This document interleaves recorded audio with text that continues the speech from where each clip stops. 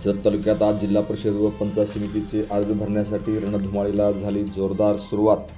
जत तालुक्यामध्ये 9 जिल्हा परिषद व 18 पंचायत समितीच्या निवडणुकीसाठी आजपासून अर्ज भरण्याची प्रक्रिया सुरू झाली असल्याची माहिती निवडणूक निर्णय अधिकारी माननीय अजय कुमार नष्टे यांनी दिली.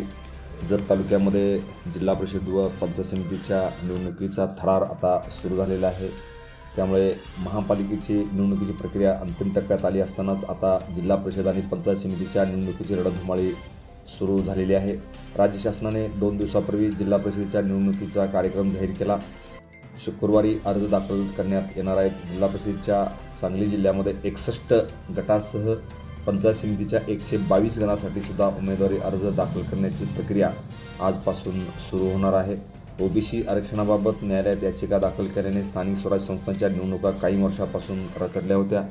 त्यामुळे पंचायत समितीचा कारभार अतिशय ठप्प या ठिकाणी झाला होता. त्यामुळे अनेक पक्षाच्या नेते मंडळी व अनेक पक्षाचे कार्यकर्ते निवडणुकीकडे लक्ष ठेवून होते. गेले जवळपास 4 वर्षे या निवडणुका रखडल्या होत्या. सर्वोच्च न्यायालयाने या निवडणुका घेण्याचे आदेश दिल्यानंतर राज्य निवडणूक आयोगाने मंगळवारी राज्यातील 12 जिल्हा परिषदेच्या निवडणुकीचा कार्यक्रम जाहीर केलेला आहे. त्यामुळे सध्या निवडणुकीच्या रणधुमाळीला जोरदार सुरुवात झालेली आहे. न्यायालयीन प्रक्रियेमुळे निवडणुका लांबणीवर पडल्या होत्या. या निवडणुकासाठी आज शुक्रवारपासून उमेदवारी अर्ज भरण्यास प्रारंभ होत आहे. 21 जानेवारीपर्यंत अर्ज दाखल करण्याची मुदत असून 22 जानेवारीला अर्जाची छाननी होणार आहे. उमेदवारी अर्ज माघारी घेण्याची मुदत 27 जानेवारी अखेर आहे. त्यामुळे जत तालुक्यात आता महाविकास आघाडीमध्ये सर्वच पक्ष सामील झाले असून हे सर्व पक्ष आता भाजपशी चांगला या ठिकाणी तगडा या ठिकाणी विरोध करणार आहेत. त्यामुळे भाजप विरुद्ध महाविकास आघाडी असा जोरदार सामना यावेळी होणार आहे.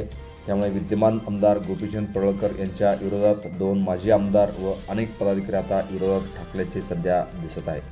Press the bell icon on the YouTube app and never miss another update.